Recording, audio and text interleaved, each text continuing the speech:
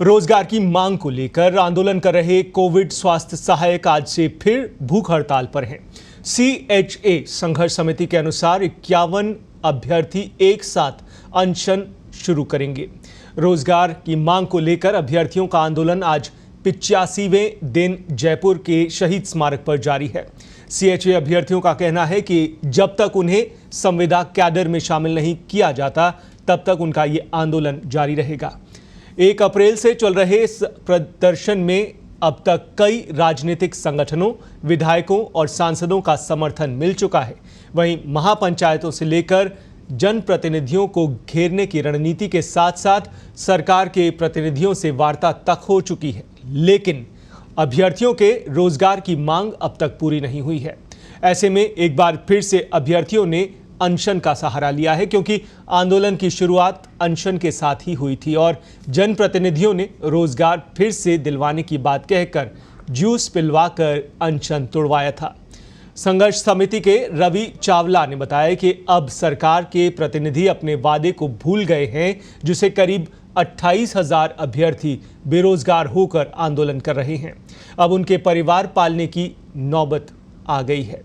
अब हमारी मांग ये है कि सरकार हमें फिर से संविदा कैडर में शामिल करे। मरीजों की सेवा के लिए प्रदेश भर के CHC और PHC में लगाए, जैसे पहले कोरोना काल के दौरान लगाया था।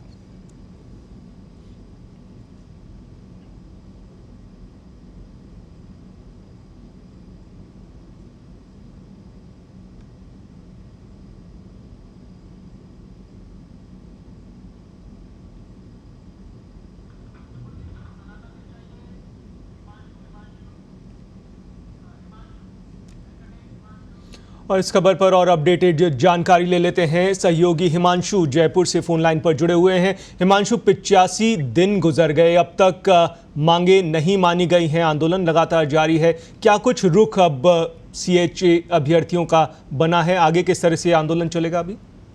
देखिए, जिस दिन जयपुर के शहीद स्मारक पर आकर बैठे थे वह तारीख 1 अप्रैल थी और 1 अप्रैल को जब ये यहाँ पर आकर बैठे थे तो आंदोलन जब शुरू किया था तो इसी तरह अनशन और भूख हड़ताल शुरू करके आंदोलन शुरू किया था। और आज 85वें दिन जब आंदोलन लगातार जारी है तो अब CHA अभ्यर्थी फिर से भूख हड़ताल अनशन पर उतर आए हैं। 51 अभ्यर्थी एक साथ अनशन पर बैठेंगे, यानी कि एक बार फिर से आंदोलन के उसी पुराने रुख पर उतर आए हैं जब आंदोलन की शुरुआत हुई थी। और शुरुआत के साथ ही इस आंदोलन के दौरान जब CHA अभ्यर्थी भरी गर्मी के अंदर आंदोलन कर रहे थे, भूख हड़ताल कर रहे थे, तो वह दिन अब फिर से जो आंदोलन के हैं ये शुरू हो गए हैं।